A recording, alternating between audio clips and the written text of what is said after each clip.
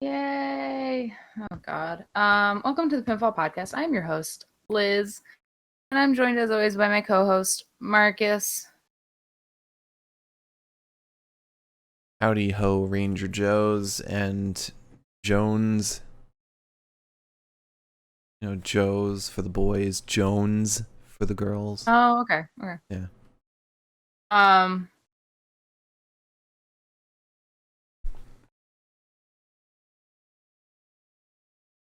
Yeah? Sorry, I zoned out. G.I. Jane, that's what I was thinking of. Mm. Anyways. Welcome to the Pinfall Podcast, where we watch Raw so you don't fucking have to. This is the first time since WrestleMania that we've had to do the pay-per-view Raw NXT schedule. And I'm fucking feeling it. I'm tired. I'm feeling great after this Raw. This is actually a pretty decent Raw. It was good. It's been worse. It's been worse. Definitely has been worse. We got some cool storylines today. Interesting title stuff. I've started giving star ratings to matches because I've realized there should be someone else doing it besides Dave Meltzer. And so, yeah. I think our first mistake as a society was to give Dave Meltzer the opportunity to do star ratings that actually meant something. So I approve of this. I think the mistake was making his opinion mean something. Right, that's what I mean. But yeah, pretty decent Raw. We had Bobby Lashley give an open challenge, tease of Kofi Mania 2, when in reality, it's just a Drew day. We had Sheamus and Ricochet in a surprising banger of a match. We had Charlotte try and get involved with the she just wanted a match with Rhea because she came in during the tag team promo. For a second, I was like, oh, she's getting involved with tag team stuff. But it's Alexa Bliss who's getting involved with tag team stuff. No Jinder. No Jeff Hardy, once again. No Braun, surprisingly. He might be injured or something.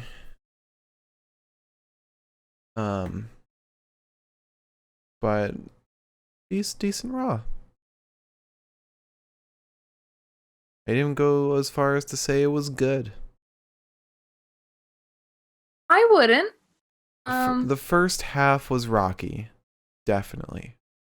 So we had a rematch for the women's tag title. That sucked.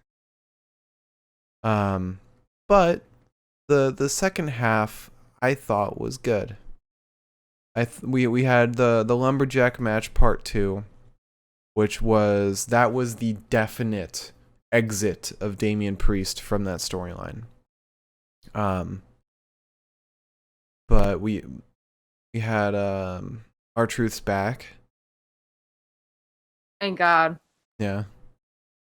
Yeah. I don't know. I really I enjoyed the second half of this. I didn't hate it. But I'm also like in a very aggro mood today, so I don't know.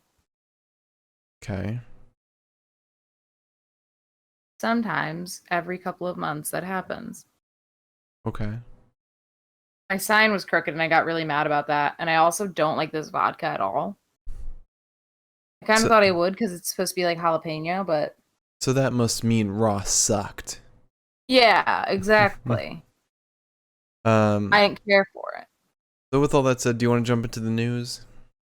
I do want to jump into the news, and you know why? Why? Because there's a lot of fucking news. I've got some news, but I don't know if you want me to when you want me to put that in. I will tell you. Okay.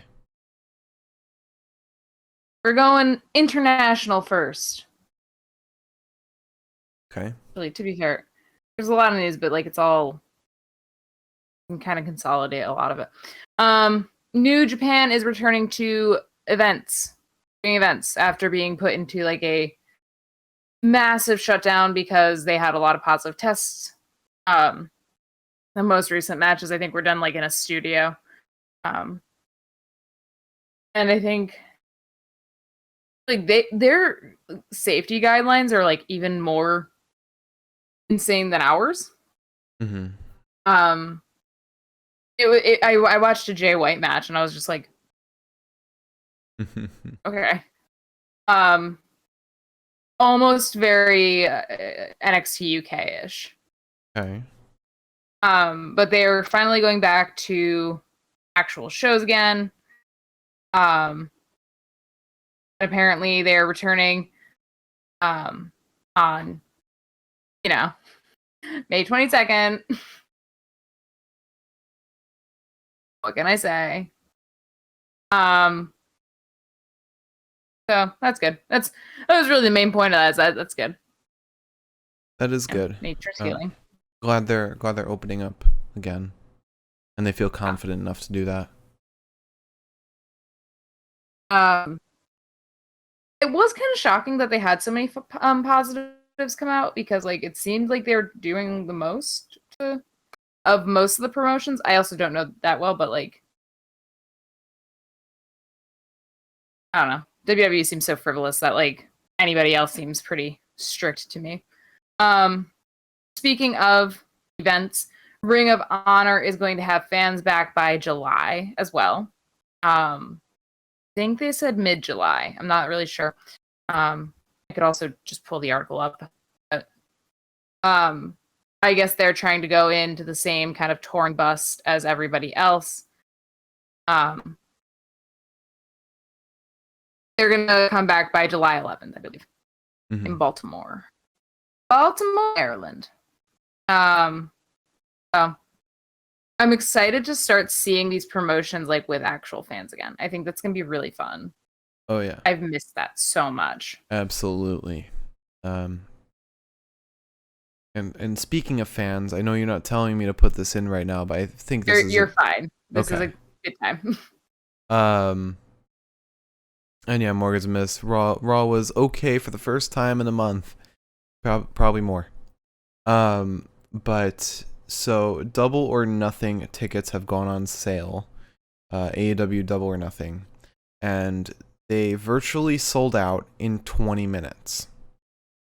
As of, what is this, 1 hour ago? 13 hours ago, there were less than 30 tickets available.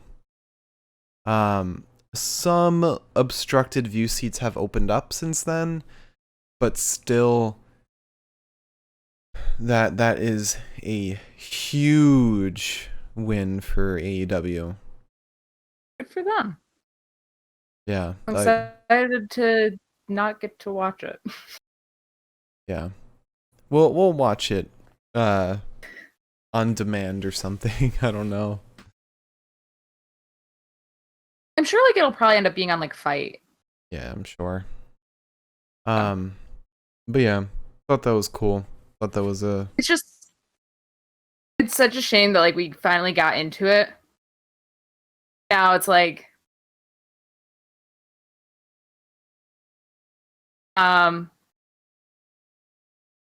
but I'm excited to see that. So on to more AEW news. In the most recent episode of Being the Elite, Christopher Daniels fucking broke my little goddamn heart.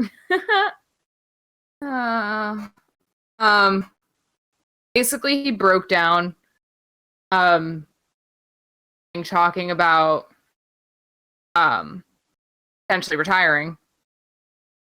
And he basically said that he thinks he has to retire, but he doesn't want to retire. And apparently it's really emotional and kind of fucked up. If you're wondering why he bled so much, it is because, as Mark told me, he smacked his fucking eyebrow into a bolt. Yeah. It was a bolt in the ring post. And like, I know people speculate bleeding. We speculated, or not bleeding, blading. We speculated blading. But you blade, you're not gonna bleed for that long. You're gonna bleed. Or that severely. Right. You're gonna bleed, but it's definitely not gonna be as long as that is, because a small wound like that will close up very, very quickly.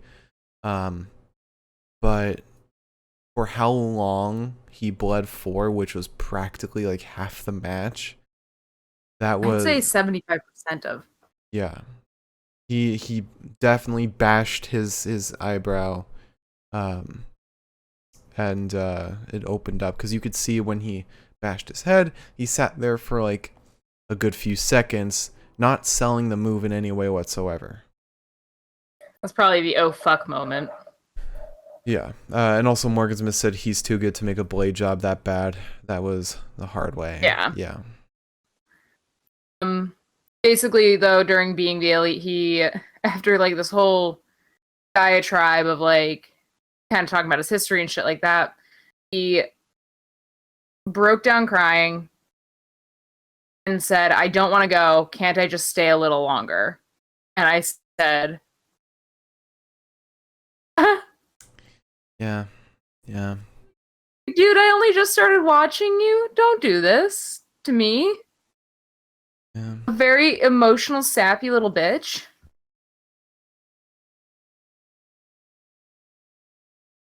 It's a shame. I think the road we're going down is Christopher Daniels is no longer wrestling. I think that's where the arrows are pointing. Even if it's just him leaving Frankie Kazarian, that's a huge bummer, because they've been a tag team for a decade. But if it's Christopher Daniels leaving wrestling, that's a loss. I think he will end up leaving, but it's in a weird way kind of nice to see somebody care this much. Because like you can tell that he's not doing this because he's like, well, everyone thinks I'm cool. Mm-hmm. He's just like, I really like wrestling. I want to stop wrestling. Yeah. So, into some WWE news. WWE has filed trademarks. Many trademarks. One is for, in all caps, B-Fab. B-Fab. Which I assume that means that Brianna Brandy is going to be wrestling soon, which is just... Even if it's not for her wrestling soon, it might just be for her, just her character. I'm really excited. You sure it's not for Bobby Lashley? I maybe they've decided to go with B-Fab for Bobby, but... Also, your camera is freezing a lot. I just want you to know. But once again, your audio's fine. I don't care if people can hear me. I want them to see my face. Well, they're gonna see a frozen frame. This is horrible. Also filed trademarks for I'm Nobody's Bitch. New merch. And imagine just walking down the street with that shirt on out of context, like somebody who doesn't watch wrestling, which is a lot of probably people, just being like, for you, buddy. You know that shirt's gonna be bought by like a ton of the same people that buy "Don't Tread on Me" flags. Dude, I'd buy it. Oh yeah, I forgot you have that flag attached to your car. Don't put me in that bubble, buddy. Bubble buddy? My Honda is clean. They also filed a trademark for "There's never a bad time to have a good time." Never. That sounds like a subtitle to a pay-per-view. Yeah, that's kind of what I was thinking. That might But be which Hell in one? a Cell. It might be. I feel like that's like some Alexa Bliss type thing. So you do it for like SummerSlam, like as a way to bring fans in, Like, there's never a bad time to have a good time. Like, let's forget that we just had a whole pandemic. I don't know, because that's implying the bad time is now. And the bad time could be like, oh, you have to fight in a cell. It's a bad time, but we're gonna have a good time. Something Alexa Bliss would say. Fair enough. Also, the WWE is slated to return to Saudi Arabia this year. Take that how you will. Apparently, it looks like they're going to return for a show before the end of 2021. Some people are saying that this may coincide with the fact that Anthony Joshua and Tyson Fury have a fight confirmed in August in Saudi Arabia. Tyson Fury was backstage last night. And, they were trying to set up that whole Drew McIntyre-Tyson Fury feud, but obviously it was never a thing that happened. Mm-hmm. So it seems that, and mind you, this is according to Dave Meltzer, so when it doesn't make sense, that's probably why. It seems like he's drawing the connection between that fight, Tyson being backstage, and the only reason they didn't go last year was the pandemic, and obviously they like going to Saudi Arabia. So, Does this mean we might get, what is it, Superstar Showdown? Yeah, that's their go-to, or Super Showdown. That's their go-to Saudi Arabia show. Oh, you don't like Super Showdown? Oh, you froze for me. You don't like Super Showdown. I like it. I just think that they always do like one or two matches where I'm just sitting there. I'm like, this is the fucking stupidest thing that I've ever had to sit through.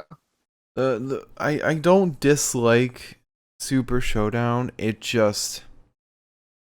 screams massive filler to me. Like, they basically put all their filler storylines there. I mean, like Goldberg and the Fiend, that was a one-off. They did. Oh, wasn't there like a massive battle royale in the last Super Showdown? Wasn't that for the the Giant thing? No, it was something different. It was a different trophy. And the Undertaker It was like one, the I Golden believe. Boots or something, right? No, that's Dusty Rhodes. I don't know.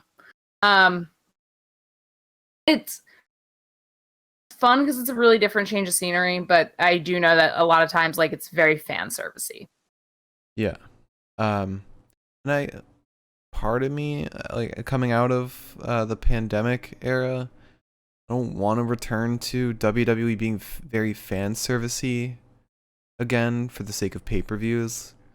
Also, Miriam said the greatest Royal Rumble, which is like 50 people, and Titus slid under the ring. Oh yeah, I think we watched that. Oh, that's when Braun won the belt that has never been mentioned ever again. There's a green title belt called the Greatest Battle Royale, Greatest Royal Rumble Champion. It's never been brought up again.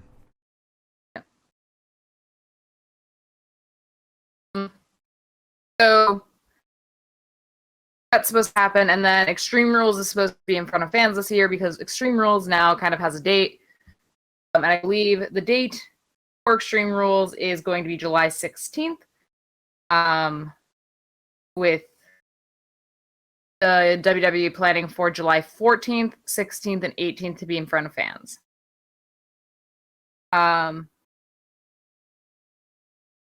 Or sorry, July 16th, 18th, and 19th. So it looks like we're fucking closer than we thought we were to getting the good old days back. Yeah, I wonder where their first location's gonna be. Probably like Miami. No, yeah, still Florida. Maybe Raymond James. Mm-hmm. I don't know when football starts, so.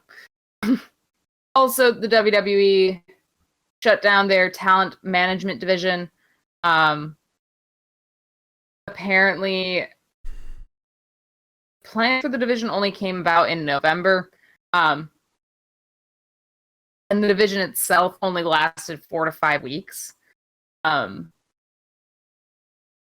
apparently, WWE put like the kibosh for real Dunzos a couple weeks ago, which I think is when we saw all of those people getting fired or let go. Right. And like rearranged. So just an interesting little shakeup. And the final piece of news is just something I found out, which is the only reason that Tamina got that belt is because people were so fucking wild for Tamina at WrestleMania. Really? Apparently the WWE heard people chanting Tamina's name so much that they were like, well, fuck. We've got to do this now. And thank God. Yeah. Because honestly, like, if that's how we're going to start making decisions going forward into the new fan era, then, like, maybe the WWE is going to be good again in its entirety.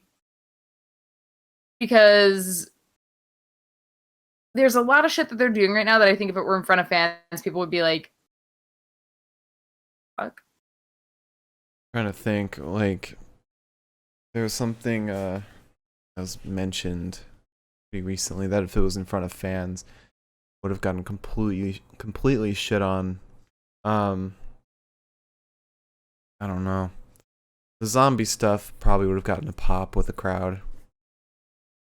The zombie stuff I think would have also done better if there was a crowd. Yeah. Yeah.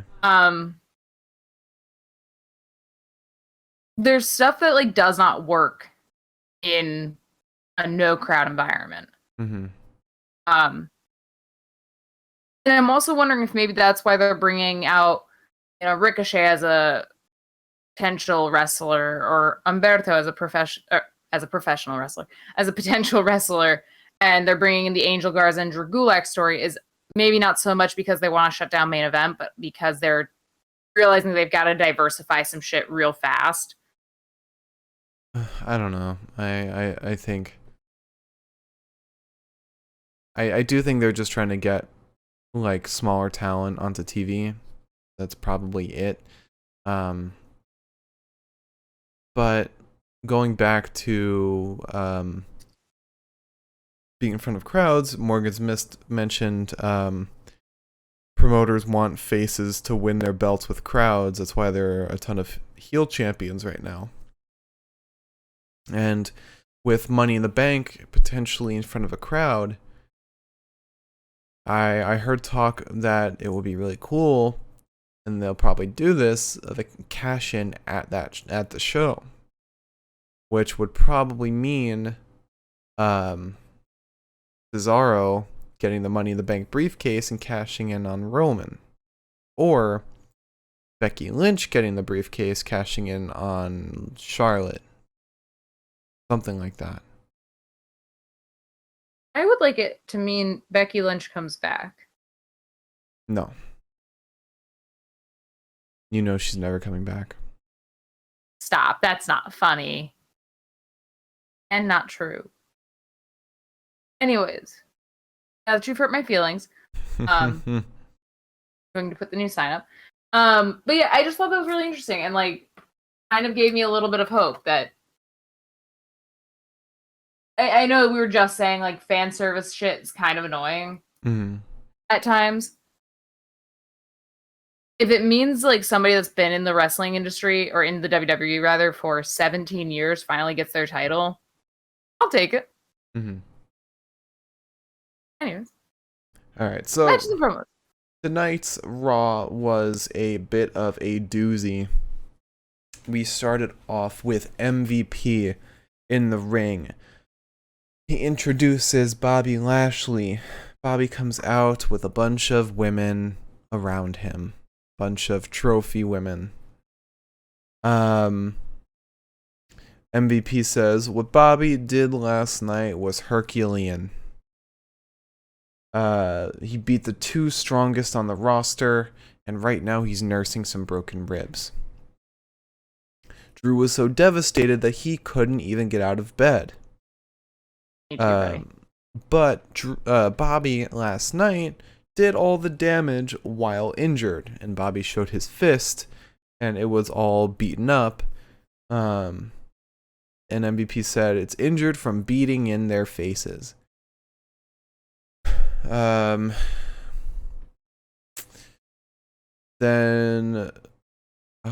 think MVP said this. Oh no, Bobby said this. The Almighty Era will never end.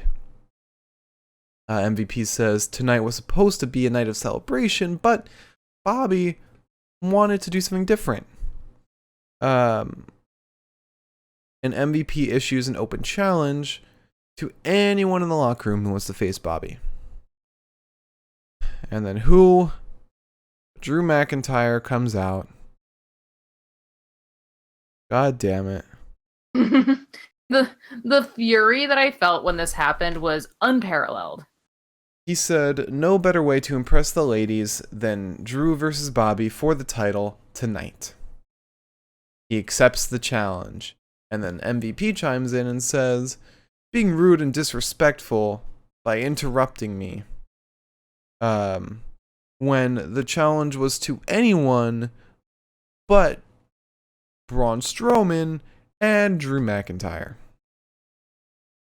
And then Bobby takes a swing at Drew. Drew dodges it. I think gives a kick to Bobby.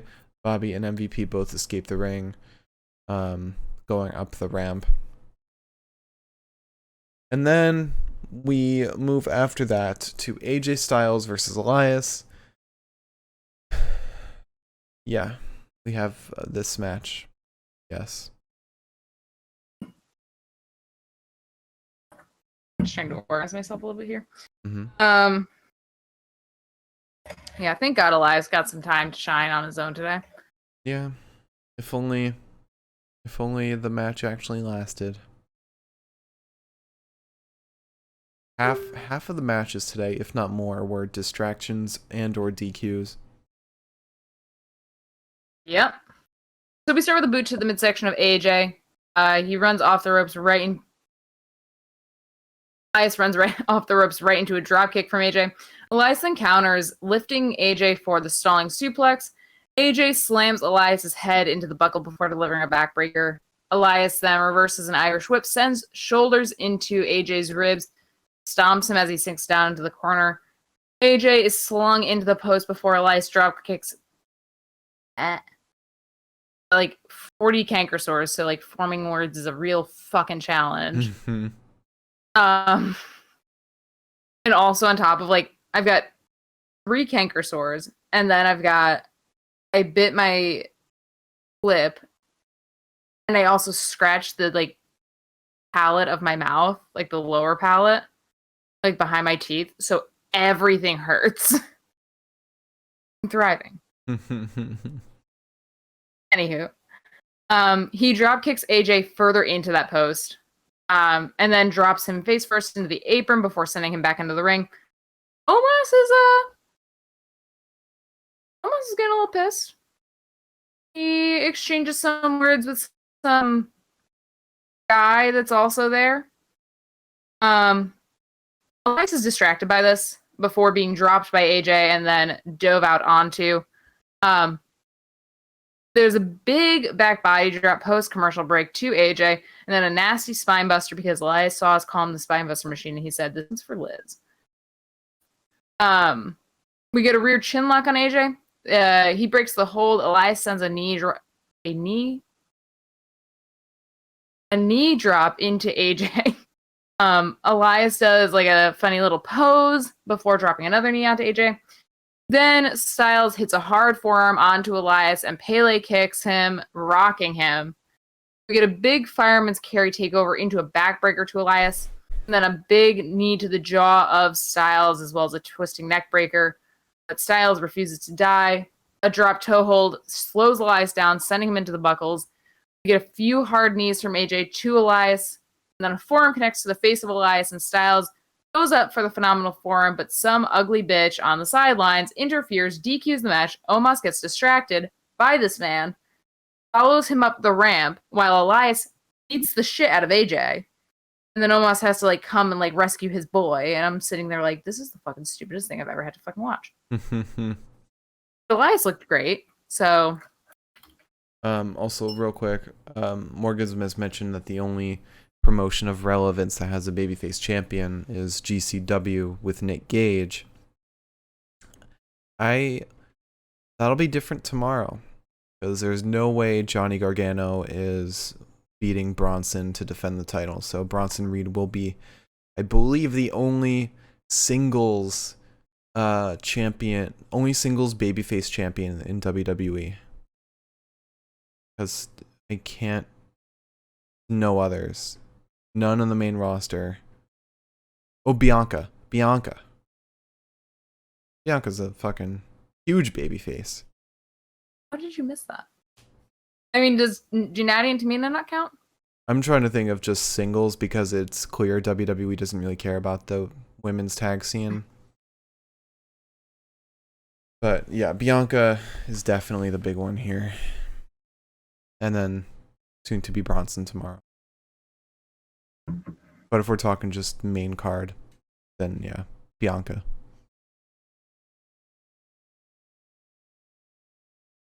You okay? This vodka just does not taste good. Also, Denise Salcedo on Twitter did a poll to see what everyone thought about Rhea, whether she's a face or heel. Everyone was so divided. Like, nobody was sure if she was face or heel. They're trying to build her up as a face, and I'm just like, you're not doing a good job of it. Yeah, she's just whiny. Now she's getting better, though. She's definitely gotten her confidence back a little bit. Mm-hmm.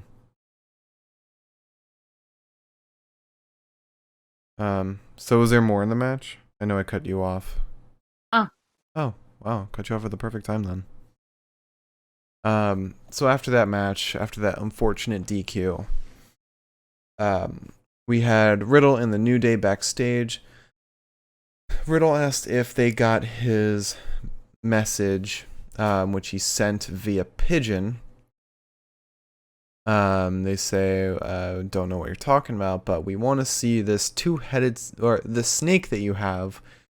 Randy walks in, and Randy's like, so where's Adam Pearce? He said we'd be meeting with him.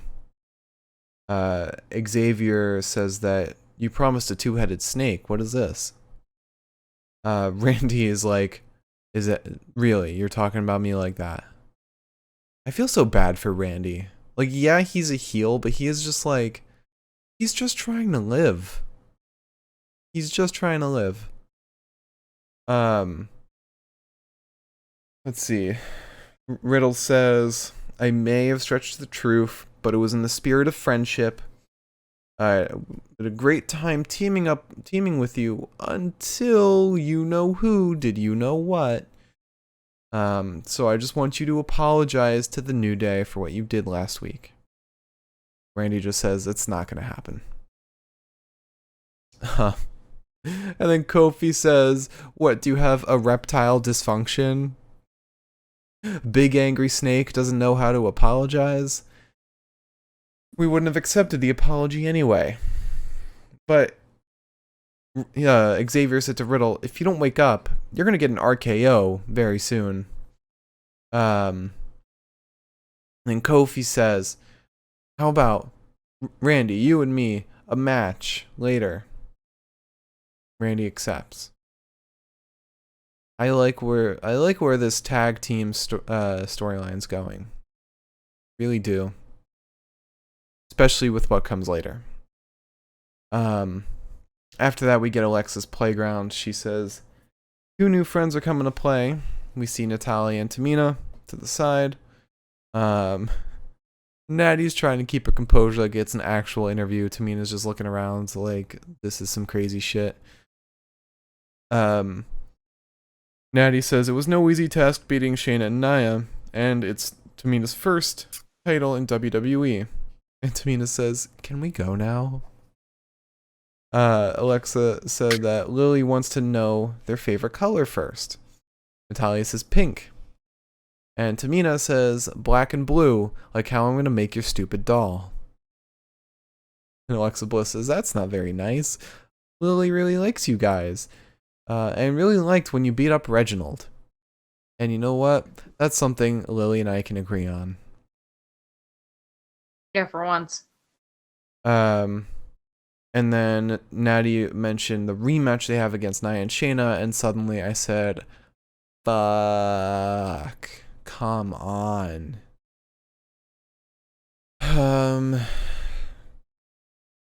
After that, Alexa starts talking about like crushing flies and how she used to enjoy it with Lily. I don't know, this was confusing. And then Natty and Tamina just walk out. But then we get, after that, Angel Garza versus Drew Gulak in a squash match, basically. Listen, I love this match. I wish, because I mean, regardless of like how Drew looked, this was a squash match. Every match between Angel and Drew has been a squash match. And although I love both of them being on TV, book them outside of each other. Like Sean Ross Sapp mentioned, he said that it's great bringing like new talent or like smaller talent on TV, but you got to have them fight other people. And he said that 3 different times today, verbatim. Said it with Angel and Drew, Akira Tozawa and R-Truth, and who's the other one? Oh, Ricochet and Sheamus. Yeah. I liked this match a lot. I thought it was really fun, and I liked that we have like this story that has nothing to do with the title. Yeah, that's what's great about it. But they are putting in a lot of storylines that have nothing to do with titles, on Raw at least. Which I think is them preparing to go back to regular touring, because if your ratings were already... That better be a fucking ant and not a mosquito. Sorry. You just got so close to the camera. Everyone just got a nice view. Never look at me that close again. You included, Mark. Okay. I think it's just an ant. I think they're realizing that if their ratings are doing this poorly, who the fuck is going to buy a ticket? At least for Raw. I mean, the show comes to your town. It's like, oh, wrestling in my town. Can't imagine next time that'll happen again. So I'm gonna get. I would not pay to watch Raw. Oh yeah, I know you wouldn't. 3+ hours sitting in a stadium. Well, that's not even it. I mean, I just would not pay to see Raw because I already struggle enough watching it on TV. Mm-hmm. Imagine watching it, except you can barely see any of it. And you paid more money than you pay to watch it on TV. Mm-hmm. That doesn't sound like fun. Maybe if I paid for cable, maybe then. The $40 a month that we pay right now is not quite a ticket. So there's a dropkick off the bat to Drew Gulak, to Garza. I knew when I didn't put the name on that note, I was going to be confused. He gets the abdominal stretch on Garza, who powers out, slams Drew Gulak down in a takeover. We had a big clothesline and a slap to the face, as well as a short arm clothesline that flattens Gulak. And then there's a slingshot suplex Gulak, who nearly makes it down to his feet, but is drop kicked down to his ass. There's a wing clipper into a backbreaker and a boot to the face of Gulak right before the actual wing clipper to win. Good match, but quick match. Yeah. It very much seems like WWE didn't realize that with Raw being 3 hours, they can book matches longer than 5 minutes. Yeah. They didn't realize that till like the second half of the episode. Yeah, I know. But after that, we had an interview with R-Truth. He heard someone's on vacation. But when he closes his eyes, he can't see anything. He heard there's an open challenge for his title tonight. Oh, also, I think the someone he's referring to who's on vacation is Rick Buggs. He said there's an open challenge for his title tonight. But Kevin said it's not your... Oh, took my whole monitor. It's not your title. Bobby Lashley in the WWE Championship. And R-Truth is like, what? It's Ricky Bobby's open challenge? And then during this whole time, you can see Akira Tozawa crawling down the stairs behind R-Truth. Sneaks up behind him and pins him. Grabs the 24/7 title. And I could have sworn we are going to have R-Truth come in and pin him right back some point in the show. But no, Akira Tozawa holds on to it. Truth kind of got like a little pissy at the end there. Didn't he? Yeah, did you not remember this? After he comes back up from the pin, he said something and then said, "I'm getting really tired." And just kind of like was like seething almost. And I was like, don't make my Mr. Truth a heel. No, they would never. Alright, so after that we had another Eva Marie promo. Was this the first one or the second one? This is the first one of the episode. So she's doing some modeling. And she's saying very empty words that have nothing to do with anything. And that's my big problem with her promos, is she's saying a whole lot of nothing. A whole lot of words are coming out of her mouth, but none of them are related to wrestling, none of them are related to her character, none of them are related to any kind of motivation whatsoever. Until the second promo that happens today. But after that, we go to Randy Orton versus Kofi Kingston. Yes, we do. We start with a side headlock on Kofi and then a hip to the jaw of Randy, who goes outside the ring. Kofi comes out to him and then gets kicked in the hamstring, and then there's a knee across the eyes. We get a deep arm drag once we're back in the ring to Randy, and then an arm sub on Randy, who goes to reach for the rope but gets side Russian leg sweeped instead. Kofi gets some massive air by pushing off the rope and then pancaking down onto Randall. Randy then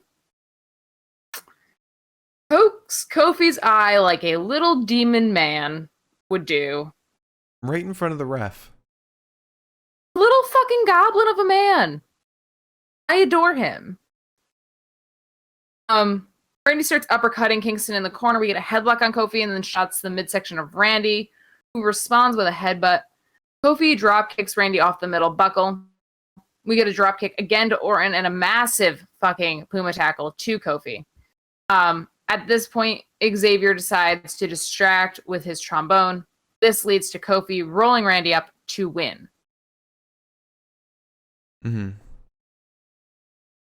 Yeah. So Kofi pinned Randy with the help of Xavier Woods, but he pinned Randy. Yeah. That's huge. Yeah. After that, we had Lana, Naomi, and Mandy and Dana with Sonya Deville and Adam Pearce. Lana says that every time we have a match, you guys, Mandy and Dana, interfere. Dana says, but whoever's next in line for the title is us, so we want next. Charlotte Flair then walks in and says, you've all blown your chances. Dana says, just like how you did last night. And Sonya says, we'll figure out who's next after tonight's title match. And then the tag teams leave. Charlotte says she wants a one-on-one match with Rhea for the title. Adam Pearce understands her being disappointed, but why? She lost. She had her chance and she lost. Charlotte wasn't pinned, so therefore she didn't lose. Sonya understands, but the decision isn't solely hers, so she has to beat Asuka tonight. Rhea then walks in and says she thinks that's a problem, but she doesn't care about Charlotte's problems. She just wants new competition. Charlotte is nothing but yesterday's news at this point. Charlotte says, when it goes one-on-one, I will be the new champion. Rhea says, you know what, maybe I will go watch the match. But after that, we have Natty and Tamina versus Nia Jax and Shayna Baszler for the women's tag team titles again for some reason. Why? Because of the, it's the thing. But why couldn't, if this match was just going to be interrupted like it did, why couldn't this have been Nia and Shayna versus Mandy and Dana, Why couldn't this be Lana and Naomi versus Mandy and Dana? If they wanted the original getting burned in the face, then just do Nia and Shayna versus Mandy and Dana. Perfect. There you go. They booked it for you. I wish they had you. Anywho. So we have Nia versus Natty to start. There's a hard shoulder tackle to Natty before hip checking her into the corner. Shayna gets in with a pump knee strike to Natalya, and then she starts breaking her arm, kind of falls backwards with it. Then clotheslines her, flattening Natty. Nia gets in, kind of just fucking body slams Natty, I guess. I don't really know what to call that move. Natty gets Nia down to the canvas, though, tags Tamina in. Nia sends some elbows between the shoulders of Tamina before getting a spinebuster off of her. Shayna gets in. Goes to knee strike Tamina. Tamina catches her leg. Then Alexa Bliss is fucking here, because of course Alexa Bliss is fucking here. Why is she fucking with the tag team scene? I don't know. She doesn't have a partner. The only way this whole thing will pay off with Alexa Bliss is if her and Lily become a tag team and Alexa Bliss just hurls Lily into the ring and knocks out her opponent. Knowing them, they would do it, but it wouldn't be fun. It wouldn't be funny. Or enjoyable for us. Oh yeah. They do in a way where we'd have to take it seriously. It would be like the fast lane match against Randy. Yeah. It'd be like lights falling down from the ceiling, and the only matches Alexa Bliss could do would be no disqualification matches. Which isn't gonna last very long, because if her whole thing is having these supernatural powers, 90% of what she's done so far, besides the pyro, requires it to be kind of pre-recorded. Right. Which is why Hell in a Cell will probably be when she and Lily take on Natty and Tamina, and then that story ends. God, I hope so. So Alexa Bliss comes out with her tag partner, the doll, whose name I've already forgotten, even though I know you just said it. And in that moment, a fire cannon shoots out from one of the posts, scaring Reggie off the corner, distracting Shayna. Natty gets in. We get the heart attack for Natty and Tamina to win, because apparently Natty and Tamina were just yeah, that's fine. This doesn't bother us. But you know what? That's how Shayna and Nia should have been booked this whole time, as resilient and not paying attention to distractions. It's the same thing that happened with AJ Styles when he was facing Randy, and Alexa did some weird shit. AJ just didn't give a fuck, went for the pin. That's how champions should be booked. But this whole match was so pointless, and I don't know. I guarantee Reginald's not gonna have burned eyebrows next week. So what's the point? You don't think he's gonna have the Randy, the claw mask covering that he had? Yeah. After that, we had Sheamus coming out to talk in the ring. He said if Ricochet doesn't give his stuff back, he'll be a stain on the bottom of his boot. Then we go backstage, and we have an interview with Ricochet. He said the real fun will be when I shut up Sheamus forever. He walks out and comes back with Sheamus's coat and hat and starts doing an Irish accent, mocking Sheamus. We got back to Sheamus in the ring, and he just is he's in awe. He's appalled at what he's seeing from Ricochet. And Ricochet comes out, And we start Sheamus versus Ricochet. Not for the title.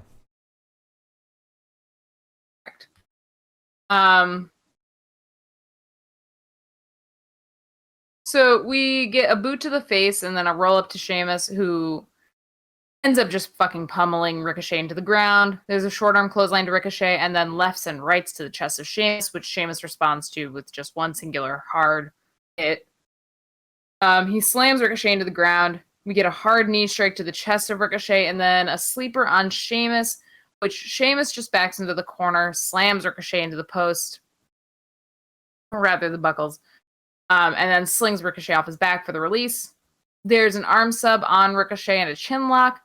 After that, there's a jawbreaker and then a nasty enziguri to Sheamus. Ricochet flies out onto Sheamus, but ends up getting gathered up into Sheamus's arms and slammed into the post and then tossed into the timekeeper's area.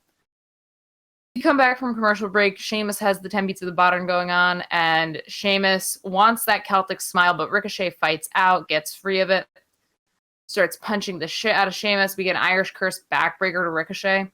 Then Sheamus goes up top. Ricochet gets fought down with a fist to the head. Sheamus takes way too long to execute any sort of a move, so Ricochet meets him up top again. Hits the Spanish fly. Sheamus lands really weirdly on his leg, and I'm actually kind of surprised that he wasn't actually injured, because like his leg went right into the ground as opposed to going down onto the ground. And then Ricochet landed on the leg, and I was like, okay. I'm sure he's still fine. Yeah, I'm sure he's fine because he finished the match, but yeah, I was surprised that he was. Ricochet then lets loose, goes off the ropes with a springboard crossbody onto Sheamus, and then a running shooting star. There's a failed brogue that meets a kick from Ricochet and then a neck breaker. Sheamus decides to excuse himself from the ring. Ricochet flies out, crossbody Sheamus ringside. Sheamus goes back into the ring. We get a 450 from the apron to Sheamus from Ricochet. Ricochet then lifts Sheamus again with absolutely no trouble. And by again, I mean he did this last night. But with relative ease. Which is surprising, because Ricochet's a tiny little fuck. We get another springboard crossbody because Sheamus ends up fighting out of being up on Ricochet's shoulders. But there's another springboard crossbody that's met with a brogue to the stomach. The ref, I swear to God, I heard the word 3 come out of his mouth as he counted, but Ricochet kicked out at the literal last possible second. But then there's a brogue that takes Ricochet down for real and ends the match. Mm-hmm. Right. Great match, all in all. Like blew away expectations. Definitely a lot better I think than. Ricochet could have told some stuff better. I mean, yeah, but also, like, I love the storyline of just like no matter what Ricochet throws at him, Sheamus will kick out. Sheamus can endure any of it. And also when fucking Ricochet almost lifted up Sheamus in the torture rack, that was insane. Yeah, that was bonkers. After that, we had Mason T-Bar backstage. They say they await the open challenge, and tonight Bobby will no longer be the Almighty, he will be the All Gone. And then, after that, we have Asuka versus Charlotte Flair, where if Charlotte Flair wins, she will get another shot at the Raw Women's Championship. And lo and behold, he didn't. I didn't like this match that much. What? I loved this match. Yeah, I didn't like it that much. It did not hold my attention in any way whatsoever. What? Oh my god, I don't know how you could think that. This match was fucking awesome. It did nothing for me. Asuka actually did more for me than Charlotte did tonight. Well, yeah. But still. I don't know. Some people have different opinions than you, Marcus. Morgan's Miss is offended. Okay, well, I'm sorry. just didn't like it that much.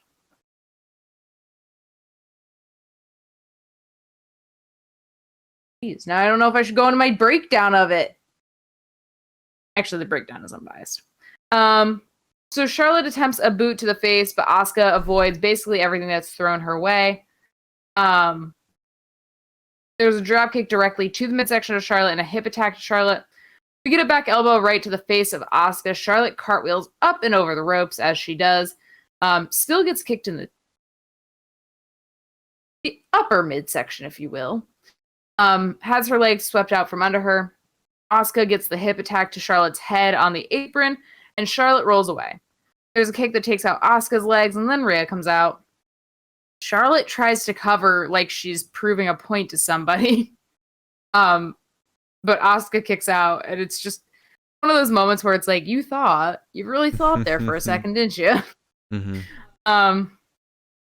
So then we get a headlock on Asuka that travels all the way to the ropes to the point where Charlotte is choking Asuka out against them. We get some Flair chops and then a boot to Flair, as well as a big fucking clothesline. There's a backbreaker by Flair and a neck breaker. She starts doing the one thing that I do love that Charlotte does, besides, existing as Charlotte, which is she was using her thighs to suffocate the absolute piss out of Asuka before flipping her over her shoulders with her legs, still wrapped around Asuka's neck, and then slamming Asuka's head into the ground, still with her legs.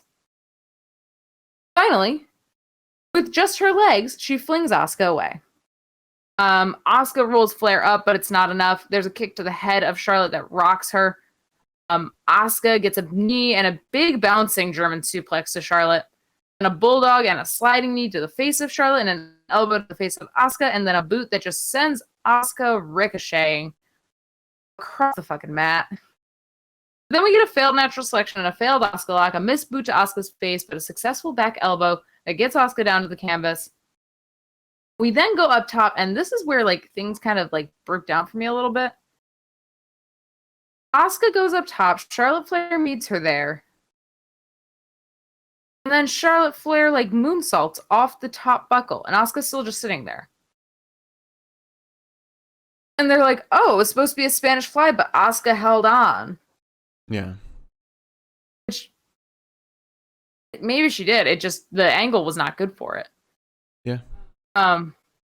So I guess that doesn't succeed. Charlotte ends up on the ground. Asuka doesn't. Asuka gets a hard missile dropkick to Charlotte. She wants the waist lock, but Charlotte breaks free with an elbow to the face. Asuka takes Charlotte down in a knee bar. This turns into a triangle lock on Charlotte, but Charlotte powers up and out with a Boston Crab that isn't really locked in and it's not very deep. Asuka rolls Charlotte up with no lock, and there's an attempt at an Asuka lock, but Charlotte reaches the ropes. We get a kick to the kneecap of Asuka before Charlotte starts wrenching Asuka's knee over the middle rope in a submission hold. There's an attempt at a back fist at Charlotte, but Asuka nearly hits Rhea. We're ringside at this point. Asuka nearly hits Rhea. Then there's a kick to the face of Flair. It doesn't quite work out. Flair attempts a boot to the face of Asuka instead. Rhea gets hit instead of Asuka because somehow, for whatever reason, Rhea has decided to go up on the apron because we were back in the ring at this point. It's because Charlotte was talking shit at her when they were kind of face to face. Yeah, I didn't catch her walking into the apron. But then Asuka just rolls Charlotte up to win. Yeah. I loved how much of a swerve this match was, where it's normally if it's presented before that, if this person wins, they get a shot at the title. They'll normally win. But this is very much no, you've had your shot. We're going to give some new competition for Rhea. I thought it was fantastic. Okay, so I guess saying I hated this match is an overstatement, but I just didn't like this match that much. And I think it's just because Charlotte did not slap quite as hard as I wanted her to, in the sense that the leg stuff was cool. Choking Asuka out with her legs was cool. Everything else just felt disconnected. I don't know how else to explain it. It felt like real wrestling to me, where, it wasn't perfectly executed, everything wasn't perfectly executed, but it was like um it was sloppy enough to where it felt like real wrestling, like people scrambling to grab the other person's limbs. Like there was a whole moment towards the end when Asuka and Charlotte are like trying to just grab at each other, and they're having a tough time. Asuka sold the shit out of like how much she was worn down when she was just stuck on the top turnbuckle and just like couldn't pick herself up basically. I don't know. I thought this match was really well done and ideally the best end to Charlotte's attempt at the Raw title. Also, Morgan's Miss says that Wrestling Observer reported that Miz got injured during the match at Backlash. But it could be a work. It's interesting. Yeah. I don't know. I was really happy to see that Asuka won though. Yeah. It's a big I was worried that if Charlotte won it would just bury Asuka, but Asuka winning is massive. Yeah. Even if she doesn't go for the title, at this point who could go for the title? Marie. Naomi.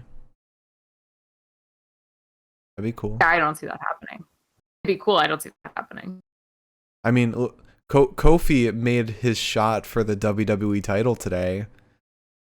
I could see Naomi. Yeah, I don't see that happening though. Not right now.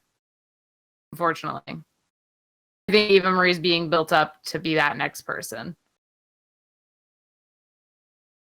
All right. Well, after that we had an interview with John Morrison. He said he feels like something's picking at his brain. He feels dead inside.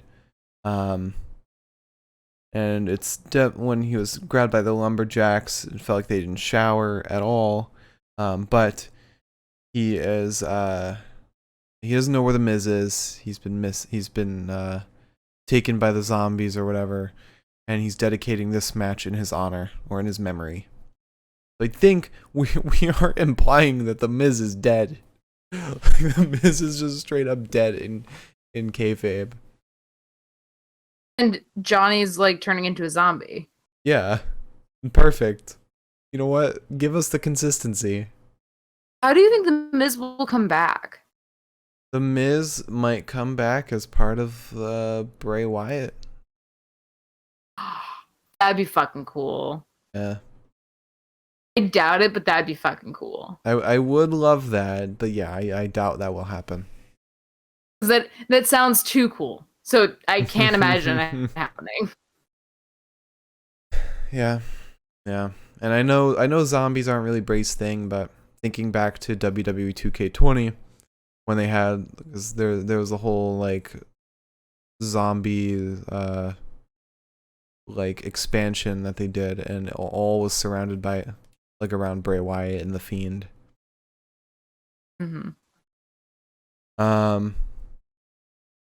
All right, so after that, we then go to the lumberjack match between Damian Priest and John Morrison. And I apologize in advance. My notes are kind of all over the place for this one because this match was kind of all over the place. In like the best way possible, because this is what I love about lumberjack matches is I'm A, reminded of everybody that I never see. And B, I have moments like I did tonight where I was just like, is Mustafa a face now? And what are the Viking Raiders? Faces. Because they like manhandled Damian, but like, they were doing their job. They threw him back in the ring like they're supposed to. I wonder if they don't really know how they're gonna book them though, and that's why they were kind of standing in the middle of like the heel side and the face side, and like they weren't really showing favoritism towards either wrestler. Mm-hmm. You know. I'm wondering if maybe the WWE is like, well, fuck. All right. So, Damian drops Morrison, hits him with a deep arm drag. He gets tossed outside, and then T-Bar, Mace, and Cedric they waste no time. start taking turns beating the shit out of him. He gets back in the ring. There's a boot to the face of John Morrison that slams him down to the ground. Johnny gets tossed outside, and Nikki fucking Cross, my wife, I have missed her so dearly.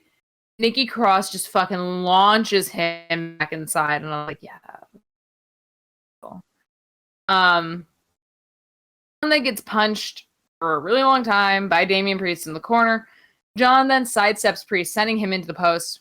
Goes over to the apron, tries a capoeira kick to the side of Damian's head, but that's blocked, but also kind of sold at the same time. It's a little confusing, in my opinion. Mm-hmm. At this point, Morrison escapes down to ringside, tosses Tozawa into the ring, I guess to confuse Damian, then tries to escape himself. And once he makes enough distance, instead, he turns around, runs, tries to cannonball onto Mustafa and several others. And then Shelton nearly pummels the ever-loving bejesus out of him. Morrison... Shelton, what did he do? Shelton botched a move. That's what Shelton did. That's what my note says. Shelton nearly kills him because Shelton was going for something and ended up just having to place John on the steps. Yeah. Oh. This next move, John Morrison just gets on the apron and just gives a massive kick to Mansoor's face, for no reason. It was sort of like last week where Shayna was in the corner and she's kicked at Dana's head because she was like, well, you're here, so. Oh, man. But then upon re-entry, Morrison gets Uranagi'd by Priest. We go to commercial break after this. Morrison then wants the armbar, but Priest won't allow it to be locked in. Morrison frees himself from what becomes a modified triangle. Priest ends up rolling out of the ring, gets tossed back in by the Viking Raiders, which was very confusing for me. We get a back elbow to the face of Priest from Morrison, then over the shoulder, Morrison gets spiked by Damian Priest. Priest gets tossed out, harangued by T-Bar and Mace once again. I love my angry little men so much.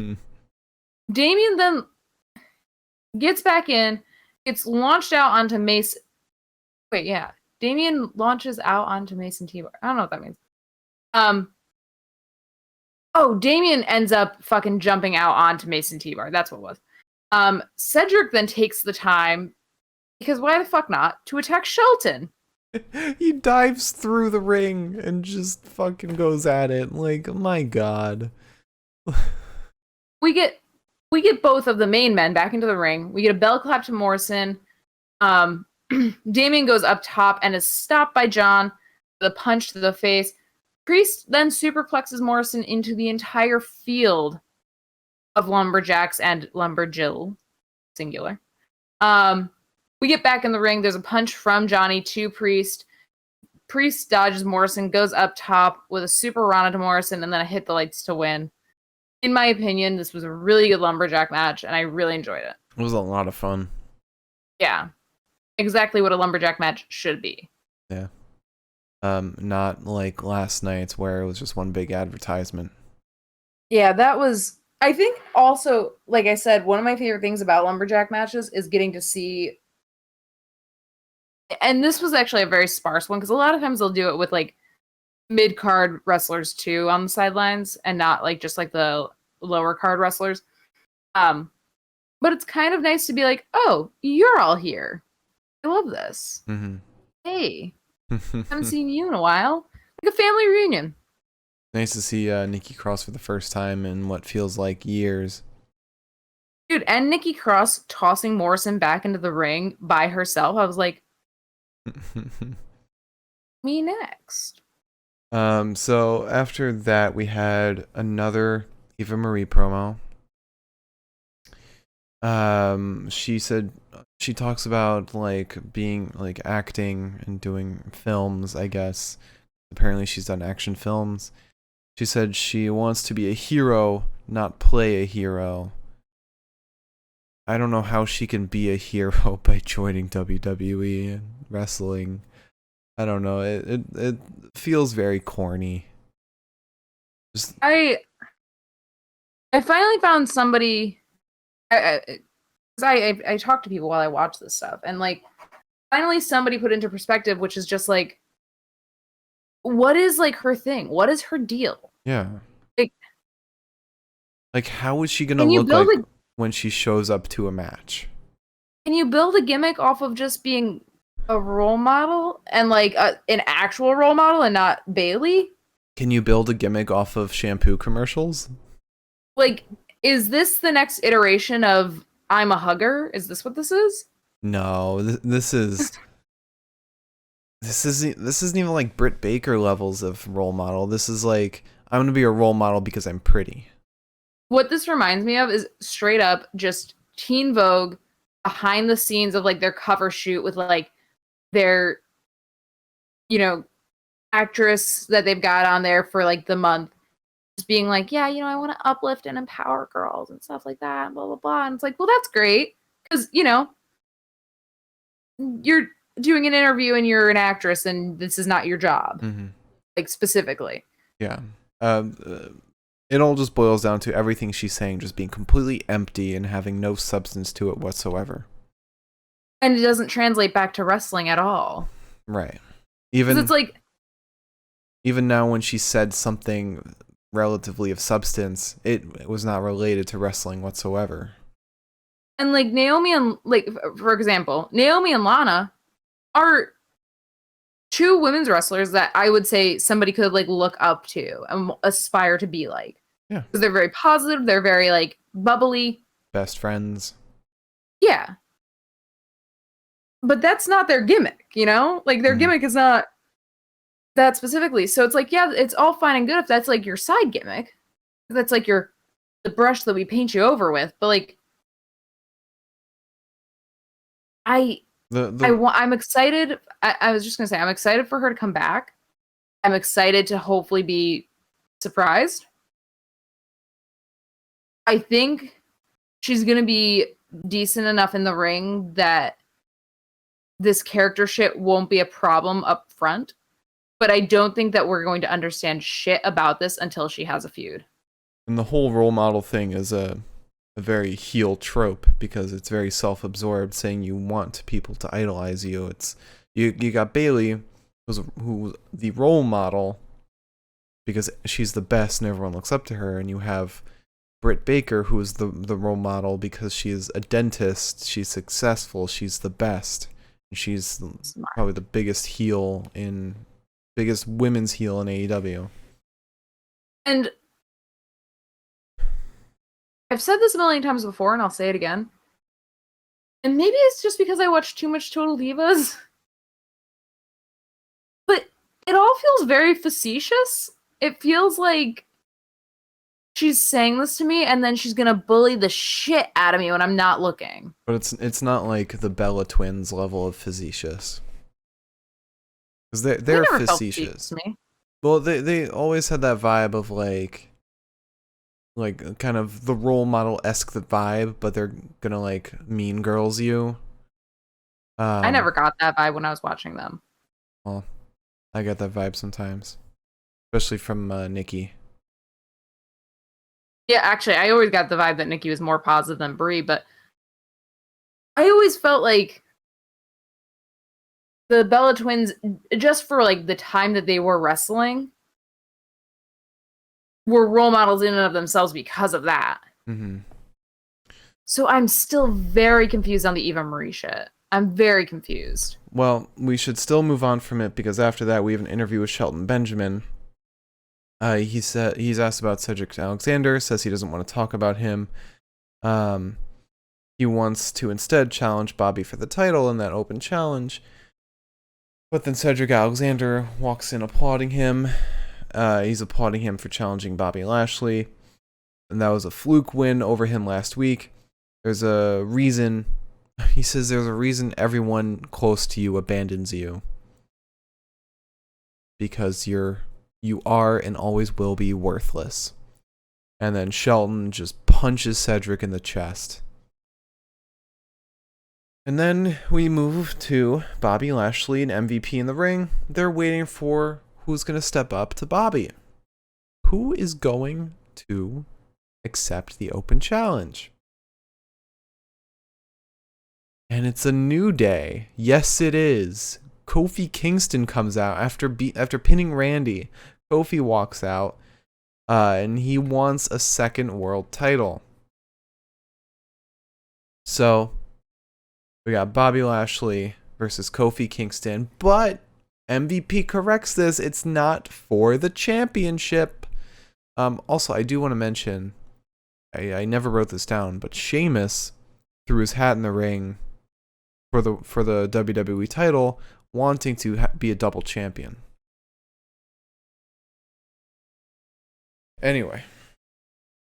I liked how they set everything up today, at least, because a lot of it was like, it did show off, okay, we've got all these people that could potentially be challengers. And I was like, oh, the field is so open for once. Mm-hmm. Anywho. So right off the bat, MVP is like, hey, by the way, this isn't a championship match, so don't get your fucking hopes up. Just in case you were wondering. Kofi immediately attacks Lashley. Lashley fucking pancakes the absolute positivity out of Kofi's entire fucking soul. Sending him from like maybe the height of like a 6'2" man to the ground. We get a stalling suplex, but Kofi fights out and gets a single leg drop kick on Bobby. Then starts just drop kicking the shit out of Bobby. He dives out onto him with a drop elbow, and then we get back in the ring. And Bobby sends an elbow back to Kofi's jaw that basically knocks the whole fucking thing out of alignment. We get another stung suplex, this one that's actually successful. It's one-armed after a certain point. Bobby just kind of flexing, and I was like, I get it. Okay. Sir. Kofi then goes up and over Bobby's shoulders, counters whatever it was that Bobby intended to do with a DDT. Lashley then face plants Kofi. Kofi goes up on the buckles, and Bobby is looking for a superplex, but Xavier distracts with a trombone. And Kofi gets this really cool, like almost like Draper DDT while flying off the top turnbuckle, sending Lashley's head into the apron. Doesn't matter that much. We get back in the ring. Lashley pancakes Kofi again. He tosses Kofi to ringside, runs him into the post. Xavier then tries to help and save Kofi. It's successful. But then Xavier gets ejected by the ref. The ref is distracted. And then who would come in but Drew fucking McIntyre, stealing the cane out of MVP's hand, jabbing Bobby in like the throat with it, and then Kofi rolls Bobby up to win. But Drew McIntyre, damn it, Drew McIntyre. It's a Drew day. Yes, it is. I'm so mad. But a positive to take away from this is in one episode, Kofi has pinned Randy Orton and Bobby Lashley. There is that. I think what we're going to get is Drew McIntyre versus Kofi Kingston for a match at Hell in a Cell against Bobby, and Drew's probably going to win to mirror last year's Hell in a Cell when that's when he lost the title to Randy, and he'll probably win it back at Hell in a Cell, which will suck. You know, sometimes I try not to think that far in advance because I don't want to be upset. Right. What I was hoping for, and I mean, I wasn't upset with the Kofi match because I love Kofi and I love Bobby, and I really did not expect the match to last more than 2 seconds, so I was impressed. But I was kind of hoping that Jinder would be the one to respond to this challenge because Jinder doesn't really have anything going on. Yeah. And then Jinder could get involved. Drew could get involved. Jinder could be like, hey, what the fuck? You could get Jinder who just said Drew would not have that title if it weren't for me. Mm-hmm. We could get the feud started. Well, they're probably gonna set up. They're gonna give Jinder some wins so that they can set up for Jinder to be Drew's first challenger when he gets the title back. But I mean, decent episode all around. definitely better than how it has been for probably months now. This was not one of those episodes, at the very least, where I was sitting there for the last hour, like, will this ever fuck? Yeah, if anything, it picked up at the last hour. But with that said, we have to move on to the bests of the night. And if you have a question for our Q&A segment, please leave it in the chat. If you're watching on YouTube, leave a comment asking us a question, and we'll answer it in the next podcast. But leave it in the chat if you're watching live so that we can answer it, and it's there by the time after the bests of the night. Liz, you want to put up the best of the night sign? Yeah? Yeah. Did you see that? No. Oh, Why? right down here, there was a little paw. Oh, it might have been cut off by the graphic. Oh. Morgan's Mist, I don't think we'll get a multi-man Hell in a Cell. I don't think we will. Just because with Drew, he was just screwed over in a triple threat for the title. I don't think they would do the same again. As much as I would like more than Drew to get a chance at the title, god damn it, fucking let other people get a shot. I don't think they'll do that. Alright, so promo of the night. We started off with MVP in the ring, celebrating their win at Backlash, and then announcing the open challenge with Drew McIntyre coming out. I thought this opening promo was... It was a big hell no because of Drew coming out. Because we didn't find out that Drew was actually not allowed for the open challenge until later, when they still showed the open challenge graphic. But MVP and Bobby were all great. I wasn't a fan of Bobby coming out with all those trophy women. It felt very Attitude Era, Ruthless Aggression Era, like very out of touch. Let's get a woman come out with a bunch of men. Like Bianca should have come out with a bunch of men on her sides. Or Rhea. I've already said it once. I want a Corbin style walkout, but for a girl. Yeah. Yeah. Maybe Eva Marie will get it. After that we had Riddle and the New Day backstage. This was good for Randy, but that was really it. And then the challenge against Randy from Kofi, but besides that, it was just Riddle and his dumb gimmick. After that we had Alexa's Playground, which was good for Tamina and her reaction, but everything else was just meh. Our Truth's interview, it was nice to see Truth back, but this interview was kind of lame. Eva Marie's promo, a lot of empty nothingness. Then we had all the women tag teams with Sonya and Pierce, followed by Charlotte. This was nice because it gave us a step forward. It gave us a step forward with the tag teams. Dana and Mandy wanted to be the next in line. Charlotte being told that she has to beat Asuka to win, and then Rhea wanting a new challenger. That's a positive we can take away from it. After that, we had Sheamus and Ricochet's whole exchange. I thought this was kind of lame. I hate Ricochet dancing in Sheamus's clothes. It's like, you lost last night. Stop. Yeah. After that, we had Mason T-Bar backstage saying that they're awaiting the challenge. We had John Morrison's interview. Thank God he continued along the story of Miz being dead, Morrison being zombified. Then we had Eva Marie's second promo, which was more coherent, but still pretty lame.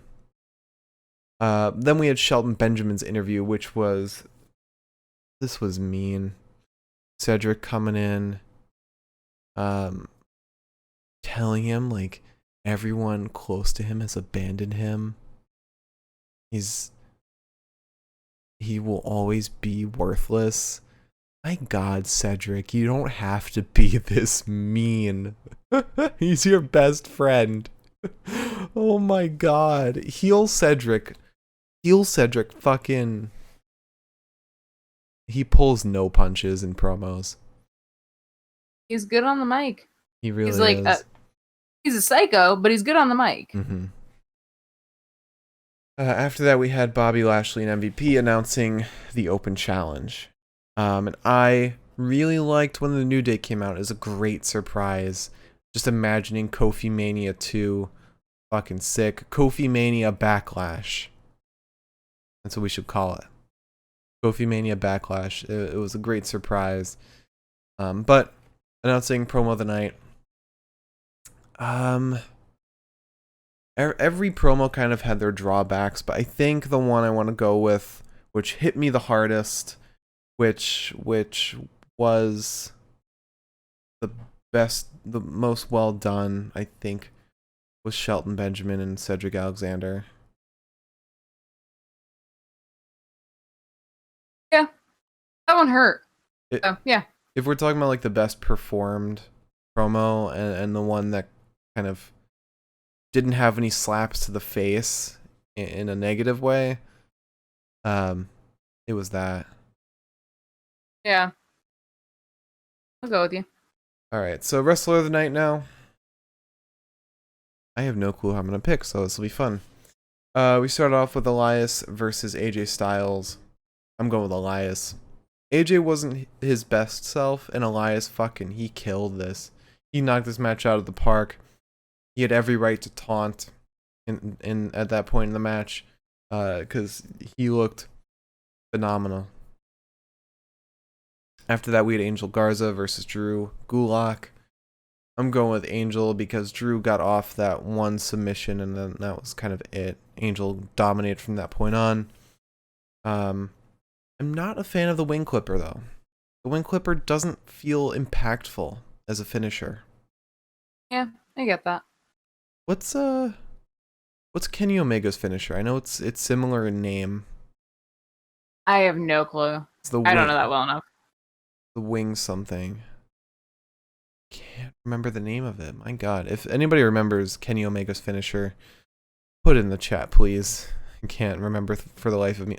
The one-winged angel. That's it. That's a great finisher. Alright. So, after that match, we had Kofi Kingston versus Randy Orton. I'm going with Kofi. Kofi looked fucking amazing. Randy looked fantastic too, but I think out of either of them, Kofi has the edge. Randy had edge last year. Get the joke?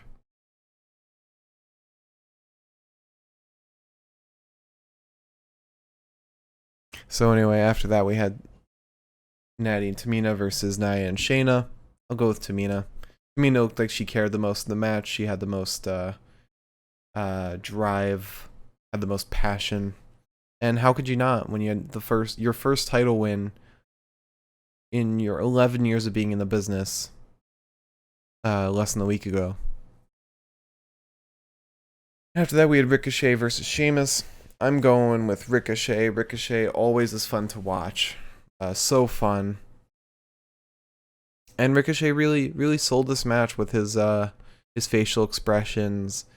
There was one point where Sheamus slipped out of the ring. It wasn't caught on camera, but you could tell just by Ricochet's facial expression what was happening. Mm-hmm. After that, we had Asuka versus Charlotte Flair. I'm going with Asuka. She killed it. She was so. Not only did she look great, but she also made Charlotte look even better. Yeah, Asuka hasn't looked this good in so long. Yeah, this was one of her better matches in a long time. Mm-hmm. Next, we had John Morrison versus Damian Priest. I'm going to go with John Morrison. He's always so fun to watch. He is just a fucking delight. And then that kick to Mansoor. Just the disrespect, reminding us that he is, in fact, a heel. Then, finally, we have Bobby Lashley versus Kofi Kingston. I'm going with Bobby. Kofi's great, but, like, Bobby just annihilated him. When you know, Drew didn't interfere. Yeah. Bobby just, he looked like a fucking champion. Yeah. So, I don't know who I'm going to pick, so I'm going to do a little elimination. Okay. So, it is not Tamina. It is not Angel. It is not John Morrison. It is not Kofi. It is not Elias. It is not Bobby Lashley. And it's not Ricochet. I'm going to go with Asuka. I'll go with Asuka. Alright. You can have that one. So Asuka is our wrestler of the night. And now we have our match of the night, which you've already shit on 2 of the matches I really like today. So we'll see. This will be fun. We started off with Elias versus AJ Styles. This match was a lot of fun until it wasn't. When there was a DQ to finish the match. You go through a really fun match just to have it end in DQ. Why at that point? Who DQ'd the match? Was it Riker or was it Omos? I don't know that first man, but it was him. Okay. Then we had Drew Gulak versus Angel Garza. This match was so short. I love to watch these two guys wrestle, even though they fight on main event all the time. But this match was so short. It was way too short. I mean, Gulak got in like one good move, and then Angel just dominated for the rest of the 4 minutes. After that, we had Randy Orton versus Kofi Kingston. This match was really fun. It was a lot of fun. And then there was a distraction win, which sometimes I'll accept distractions if they make sense. This one didn't make sense because he had Randy Orton, who is a fucking veteran. He's a legend. And Xavier playing the trombone distracted him enough for Kofi to win. Yeah. Then we had Tamina and Natty versus Nia and Shayna. It was literally like a 1-minute match, and then the flames happened. I liked seeing Reginald get burned up. That was nice. Yeah. Kept him out of the fucking way. Yeah. Then we had Ricochet versus Sheamus. This match was a lot of fun. I thought this match was just a great old time. Really fun, prolonged match. This was the point where Vince realized, wait, people like watching long matches. Sheamus was great. Ricochet was great. And although it didn't have like any stakes or consequences or a driving story behind it, had a little bit of a story, but not like an impactful one. It was still a ton of fun. Then we had Asuka versus Charlotte Flair. I loved this match. It was the best wrestling we've seen from Asuka in a long time. Some of the best wrestling we've seen from Charlotte Flair in a long time. Probably because we haven't seen Charlotte Flair wrestle in a singles match in a while. This match had very little distractions. The one distraction, which was Rhea's entrance, it didn't impact the match at all because, like Drew McIntyre could have, Charlotte just went for the pin regardless. It was so much fun. I mean, it was hard hitting. They both went crazy on each other. And at the end of the day, there was a consequence. There was, if Charlotte wins, she gets another shot at the title, and she didn't win. It was a great swerve from them, from our normal expectations. I loved everything about this match. And I loved how Rhea also did not get involved, and when she was hit, it didn't cost the match. Then we have John Morrison versus Damian Priest in the Lumberjack match. This was fun. It was just pure fun. There wasn't really much to it besides it just being a heck of a lot of fun. Seeing the zombies, or wow, I'm caught on them being zombies. The Lumberjacks. They added a little extra, especially Cedric and Shelton brawling. It was just a lot of fun. Then, lastly, Kofi Kingston versus Bobby Lashley. This was dominance, but then a stupid finish. Drew coming in to finish the match was fucking dumb. I'm tired of seeing Drew McIntyre. Just put him on SmackDown. Honestly, put him on SmackDown. Fuck it. There's enough singles men in the scene where if you got rid of Drew, you wouldn't be missing much. Yeah. I get that. So, without further ado, my pick for match of the night, I think you can guess, is Charlotte Flair versus Asuka. I know how you feel about that match, so... No, I mean, I'll probably give it to you. I mean, it's just...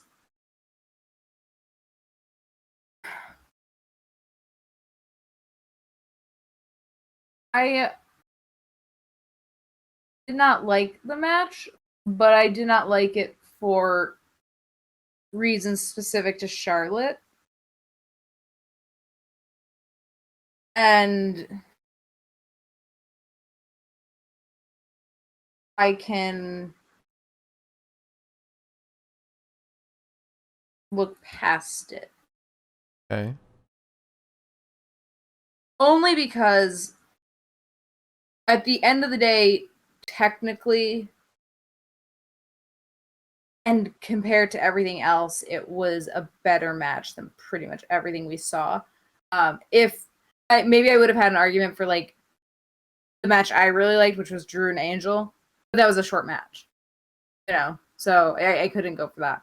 And because I'm gonna sneeze, because Kofi and Bobby was interfered with, that ruined that for me. So I have to go with you. I just don't want to. Also, I know if I say no and suggest another match and it goes to arbitration, I'm not going to win. The only other match that you could have suggested that I would have gone with would be Sheamus and Ricochet. But Morgan's missed. He said this match was almost Charlotte teaching Rhea how to have chemistry with Asuka. Yeah, it's a fair point. I mean, even like the parts, and also I have to take into account the fact that sometimes taking notes does ruin matches for me. Mm-hmm. It's as simple as that, because I'll be looking down at my notes, and if there's 50 things going on, what's an otherwise frenetic pace is frustrating. Which is why this Friday, when it's just me for the podcast, expect a shorter show, because I won't be talking about matches in super detail. Because I won't be able to keep the pace like you can. I type fast. Alright, so to run it back, promo of the night, Cedric lays into Shelton Benjamin.